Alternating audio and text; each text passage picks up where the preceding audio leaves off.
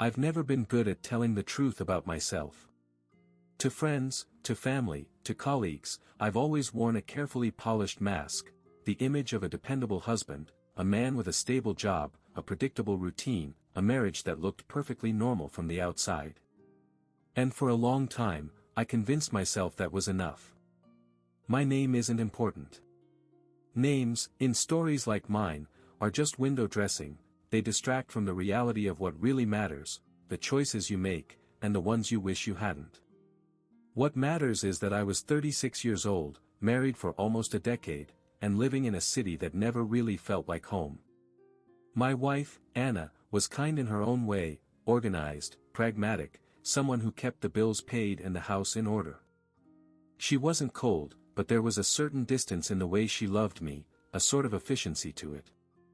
She kissed me goodbye every morning, asked about my day at dinner, and fell asleep beside me with the TV humming faintly in the background. That was our life, predictable, steady, and, though I didn't want to admit it, suffocating. At first, I told myself I was grateful for the stability.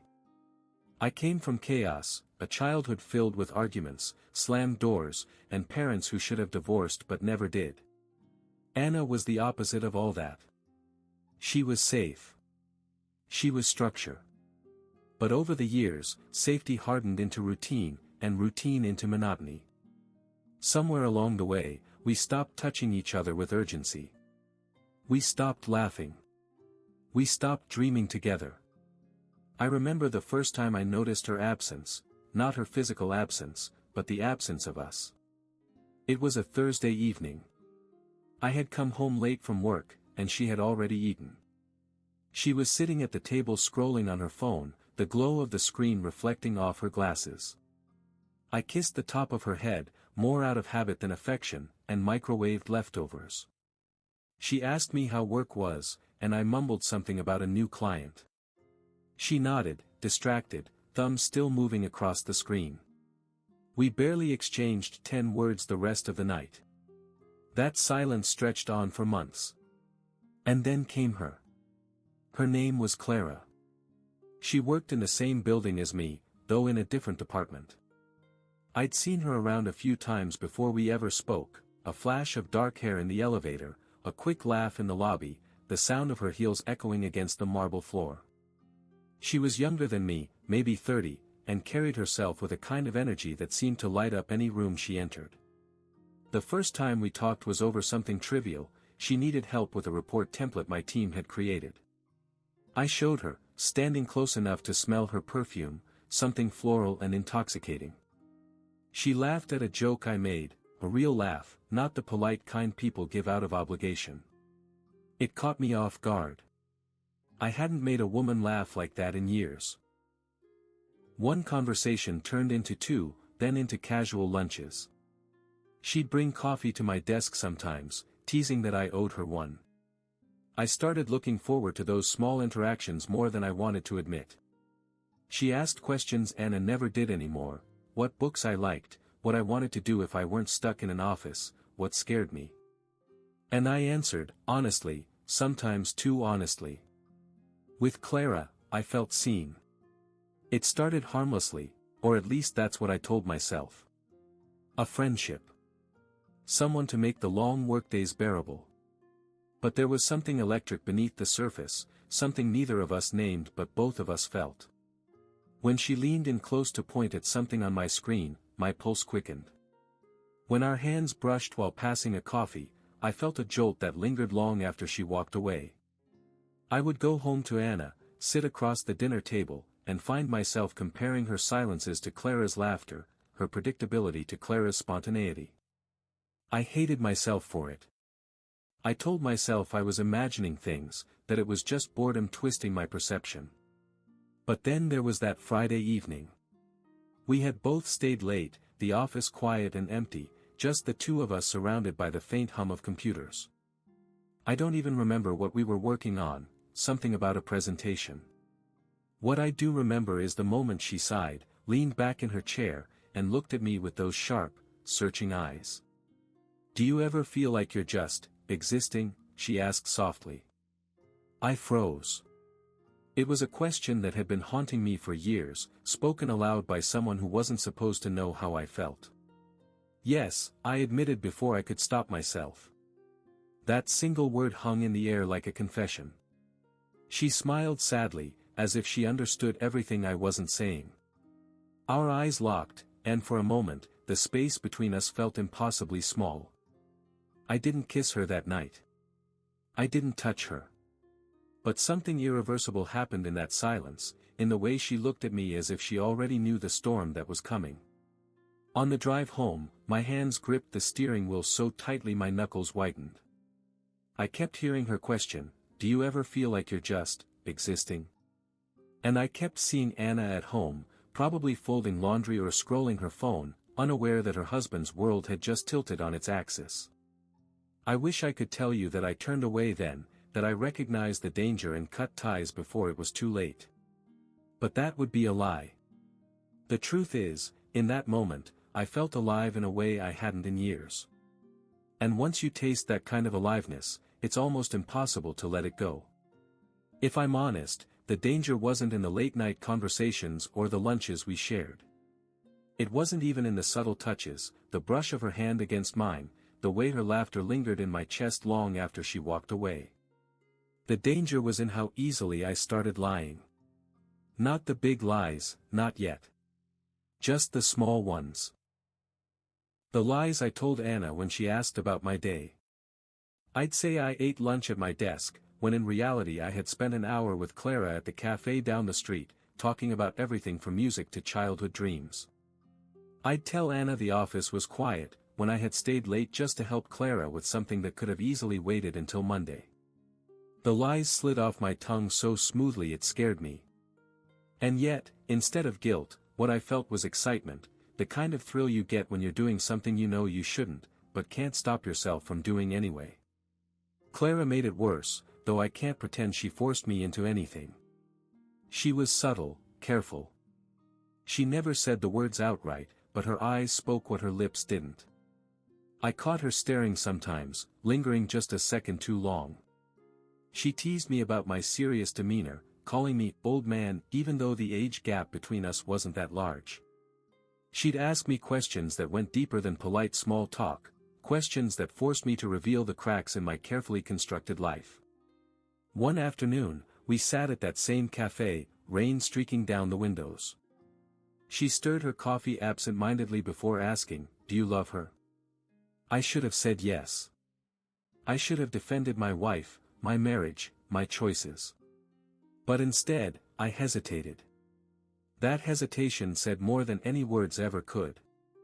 Clara's gaze softened, but there was no pity in it. Just understanding. "You don't have to answer," she said quietly. But I already had. At home, Anna noticed the changes, though she didn't confront me right away. She'd glance up when I smiled at my phone, her eyes narrowing just slightly before she looked away. She started asking more questions about my schedule, about who I was working with. And I gave her half-truths, enough to sound plausible, but never enough to satisfy. The guilt came at night, when she lay asleep beside me. I would watch her chest rise and fall, her hair spilling across the pillow, and feel this crushing weight in my chest. She wasn't cruel, she wasn't unfaithful, she wasn't anything but steady and loyal. And yet, here I was, entertaining thoughts of another woman, craving her touch, her attention, her laughter. But guilt is a fragile thing when weighed against desire. The first time Clara and I crossed a real line, it wasn't even physical. It was emotional. It was another late evening, papers scattered across the conference table, the city lights twinkling outside the windows. I don't remember what sparked it, but she suddenly began telling me about her past, about a relationship that ended badly, about the loneliness she carried around like a secret. Her voice cracked, and before I could think, I reached across the table and covered her hand with mine. She didn't pull away. That simple touch felt like an earthquake. My thumb brushed against her skin, and I could feel the warmth of her pulse beneath it. We sat there, holding on to something we both knew we shouldn't, and the silence between us grew heavy with everything unspoken. When I finally let go, it felt like tearing something vital out of myself. From there, it escalated faster than I could control. The text messages became more frequent, slipping into hours I used to spend with Anna. A meeting became a convenient excuse for a long lunch. Coffee runs turned into walks in the park, far from where anyone from the office might see us. I kept telling myself we hadn't done anything wrong yet. No kisses, no bedsheets tangled together, no undeniable evidence of betrayal. But deep down, I knew better. Emotional infidelity burns just as hot as physical, sometimes hotter, because it's built on longing and secrecy. And Clara, she was fire. She'd send me photos of little things, a sunset she thought I'd like, a glass of wine she wished I were sharing with her. She'd send songs with lyrics that cut a little too close to the truth. And I fed into it, responding in ways I never would have dared a few months earlier. Once, late at night, I found myself typing, "I wish you were here." My finger hovered over the send button for a long time. When I finally pressed it, my heart pounded like I'd committed a crime. And when her reply came, "Me too," I knew we had crossed an invisible line we could never go back from. Anna wasn't stupid. She grew more distant as the weeks passed, and I could see the hurt in her eyes even if she didn't put it into words. She didn't accuse me outright, but her silences were sharp, her smiles brittle. Sometimes I caught her looking at me as if she were trying to figure out whether she still recognized the man she married. The truth was, I wasn't sure I recognized myself either. One evening, as I got ready for bed, she asked me out of nowhere, "Are you happy with me?" The question hit me like a punch to the chest. I opened my mouth, ready to say yes, but the word caught in my throat. The pause was too long, too revealing. She turned away before I could answer, her shoulders stiff beneath the thin fabric of her nightshirt. That night, I couldn't sleep. I lay awake, staring at the ceiling, knowing that I had already betrayed her, even if I hadn't yet touched Clara's lips. But that moment was coming. I could feel it in every stolen glance, every brush of her hand, every text that lingered just on the edge of confession. I knew it was only a matter of time before the fire consumed us both. Looking back now, I can't say I don't know when it happened. I remember the exact moment, the exact smell in the air, the exact sound of her breath when the distance between us finally broke. It was a Tuesday evening, the kind of night that shouldn't have been memorable. The office was buzzing earlier in the day, but by the time the clock edged past 7, it was just the two of us again. Clara had ordered takeout for us, cartons of noodles spread across the conference table. We laughed at how ridiculous we looked, two overworked adults eating with cheap plastic forks, surrounded by folders and glowing screens. At one point, she leaned back in her chair, tilted her head, and said, "You know, you smile more with me than I've ever seen you smile anywhere else." I froze, noodles halfway to my mouth. "Do I?" She nodded, her eyes holding mine. "You do. It's different." There was no hiding what she meant. I set the fork down, my appetite gone, and the silence stretched taut between us. Her gaze didn't waver, and I felt something snap inside me, the flimsy restraint I'd been clinging to for weeks. I stood up, walked around the table. My heart was pounding so loudly I thought she could hear it. She didn't move, just watched me approach, her lips parted, her breathing shallow. When I reached her chair, I hesitated, one last second where I could have turned back, walked away, gone home to Anna and pretended this moment never happened. But instead, I leaned down, cupped Clara's face in my hand, and kissed her. It wasn't gentle. It wasn't tentative. It was years of frustration, longing, and buried desire exploding all at once. She kissed me back instantly, her fingers clutching the front of my shirt, pulling me closer. The taste of her, the heat of her, the raw hunger in that kiss, it undid me completely. When we finally pulled apart, both of us breathless, she whispered, "I've wanted this for so long." "So have I admitted." And with those 4 words, everything I had built, my marriage, my reputation, the life I thought I knew, began to crumble. After that first kiss, there was no going back. We tried, once or twice, to pretend it was a mistake. To tell ourselves it had been a lapse in judgment. But desire doesn't disappear once it's awakened. It grows, hungers, demands more. We found excuses to be alone. A project that required late hours. A meeting that needed preparation. And each time, the restraint that once held us dissolved quicker than before. The second time, in her office, we didn't stop at a kiss. I pressed her against the desk, her body arching into mine, and for a moment I forgot everything outside that room. I forgot Anna. I forgot consequences. There was only Clara, her warmth, her breath, her whispered urgency in my ear. That night, driving home, I felt both elated and sick to my stomach.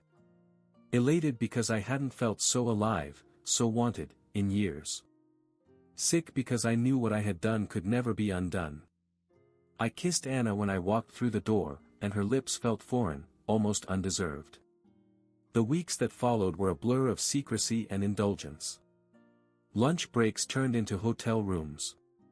Late nights became our sanctuary. We spoke in hurried whispers, touched in stolen moments, and lived in the intoxicating rush of what we weren't supposed to have.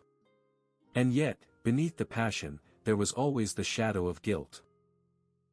I'd catch myself staring at Anna across the dinner table, wondering if she could smell Clara on me, if she noticed the way my eyes lingered on my phone, waiting for the next message. Sometimes she'd ask simple questions, "How was work?" or "Why are you so tired?" And I'd feel my stomach twist with shame. I lied so easily now, and each lie chipped away at whatever part of me still clung to the idea of being a decent man. But Clara was irresistible. With her, I wasn't just a husband bound by routine. I was alive, desired, seen. She made me believe I could still feel passion, still chase dreams I thought I'd buried. She told me things like, "You're wasted in that life. You deserve more." And I believed her, even though I knew her words were dangerous. Of course, we weren't careful enough. Affairs rarely are. Anna grew more suspicious. She started checking my phone when I left it on the counter, asking more pointed questions. "Why are you working so late again? Who's texting you at this hour?" She tried to sound casual, but her voice carried an edge. The days after Clara's question were the beginning of the unraveling. Until then, I'd been able to balance the two halves of my life, slipping between them like an actor changing roles. With Anna, I was the dutiful husband, present in body, if not in soul. With Clara, I was the man I used to be, the man I thought I'd lost, passionate, reckless, alive. But Clara's words haunted me. "Are you going to leave her?" I couldn't escape them. They echoed in my head during meetings, over dinner with Anna, even in the silence of the shower when water streamed down my face. Every time Clara looked at me with those searching eyes, I felt the weight of a choice I wasn't ready to make. And Anna wasn't blind anymore. One night, she stopped me as I was putting on my jacket, claiming I had another late meeting. "Who is she?" she asked, her voice calm but trembling beneath the surface. The words froze me where I stood. For a second, I considered denying it, weaving another lie. But the intensity in her gaze pinned me in place. She knew. Maybe not the details, but she knew. "There's no one," I said, my voice too quick, too defensive. Her lips pressed into a thin line. "You don't look at me anymore. You barely touch me. You come home smelling like someone else. Don't tell me there's no one." My chest tightened. The urge to confess battled with the terror of what confession would mean. Instead, I muttered something about stress at work and walked out the door before she could push further. But her eyes followed me all night, even when I was tangled up in Clara's arms. Clara, for her part, was becoming restless. What had once been enough, stolen hours, whispered confessions, hurried kisses in hidden places, no longer satisfied her. "I don't want to be the other woman forever," she told me one evening as we lay together in a cheap hotel room, the sheet still warm from our bodies. Her words sliced through the haze of post-passion clarity. "What are you saying?" "I'm saying I need to know where this is going. I can't keep sneaking around like this, waiting for scraps of your time. I need more," or, she trailed off, but I knew what she meant. Or she would leave. The thought of losing her terrified me. Clara wasn't just a fling anymore, she was an addiction, a fire that consumed me. Without her, I'd be forced back into the dull routine of my marriage, and I didn't think I could survive that. "I just need time," I told her, hating how weak my voice sounded. She studied me, her eyes searching for something I couldn't give. Finally, she nodded, but I could feel her slipping away even as she kissed me goodbye. At home, the tension grew unbearable. Anna no longer asked casual questions, her silences were sharp enough to cut. She began going to bed earlier, her back turned to me, her body stiff and unyielding. Sometimes I'd wake in the middle of the night to find her staring at the ceiling, wide awake, lost in thoughts she wouldn't share. One Saturday morning, she confronted me again. "Are you in love with her?" she asked suddenly, while we sat at the kitchen table, coffee growing cold between us. The bluntness of it knocked the air out of my lungs. I opened my mouth to deny it, but the word stuck. Because the truth, the ugly, undeniable truth, was that I didn't know. Silence stretched on too long. Anna's eyes filled with tears, but she didn't cry. She just nodded, as if confirming something she'd already known, and stood up from the table. That was worse than screaming. Worse than anger. Her quiet resignation was a mirror held up to my cowardice, and I hated myself for it. The double life was collapsing, but I couldn't stop. Every time I tried to distance myself from Clara, I found myself pulled back in. She'd send a single message, "I miss you," and I'd be out the door, inventing another lie, rushing to her as if she held the key to my oxygen. And yet, with each stolen moment, the guilt grew heavier. I began to see Anna everywhere, in the reflection of shop windows when I walked with Clara, in the scent of laundry detergent clinging to my clothes after nights away, in the hollow quiet of our home when I returned. One evening, Clara snapped. "I can't keep doing this," she said, pacing the small apartment she rented. "I need you to choose, or I'm done." Her words left no room for negotiation. My chest ached with panic, but when I opened my mouth, nothing came out. Because I couldn't choose. I wanted her, desperately, but the thought of tearing my marriage apart, of facing the destruction I'd caused, paralyzed me. "Clara," I reached for her hand, but she pulled away. "Don't," she whispered, her eyes glassy with unshed tears. "If you can't give me all of you, then stop giving me pieces." She turned away, and in that moment, I realized the foundation of our affair was cracking. At home, the cracks were already earthquakes. Anna stopped trying to hide her suspicion. She'd watch me with a gaze that pierced through every flimsy excuse. The warmth in her voice was gone, replaced with a cold civility that felt worse than open hostility. And one night, as I came in late, she was waiting for me in the living room, her arms crossed. "I want the truth," she said, her voice steady but trembling at the edges. "All of it. No more lies." I stood there, caught between two lives, two women, two truths that could not coexist. And for the first time, I realized that whatever I said next would destroy something. The night Anna demanded the truth, I felt like a man standing at the edge of a cliff, staring down at the rocks below. One step forward, and there would be no way back. She sat rigid on the couch, arms crossed, eyes locked on me with a determination that shook me. The quiet woman who used to let things slide, who used to swallow her questions, she was gone. This was someone else, someone who had reached her breaking point. "Tell me," she said again. I opened my mouth, but for a moment, nothing came out. I thought of Clara, of her warmth, her laugh, her body pressed against mine. I thought of Anna, of our wedding day, of years of dinners and bills and quiet evenings that I had taken for granted. I thought of the life we had built, and the life I was secretly trying to burn down. Finally, I said it. There's someone else. Her face didn't crumple the way I expected. Instead, her jaw tightened, her eyes narrowing, as if bracing for impact. How long? Months, I admitted, my voice barely above a whisper. Her hands clenched in her lap. Who is she? The question pierced me. If I gave Clara's name, it would make everything too real. If I kept it hidden, Anna would never stop looking for the truth. She works with me, I said finally, staring at the floor. Silence followed, heavy, suffocating. When I dared to look up, Anna's eyes were glistening with tears, but she didn't let them fall. She had always been stronger than me.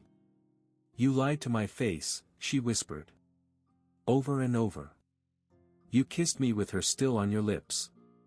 You slept beside me, knowing. Her voice broke, and she pressed a hand to her mouth. I stepped forward instinctively. Anna, don't, she snapped, her voice sharp enough to cut through the air. Don't you dare touch me. Her words hit harder than any physical blow. That night, I slept on the couch, staring at the ceiling, listening to the quiet sobs that drifted down the hall. I wanted to comfort her, to undo what I had done, but how could I? Words couldn't erase betrayal. The next days were chaos. Anna vacillated between silence and fury. Some mornings she wouldn't speak to me at all. Other times she exploded, her voice echoing through the house.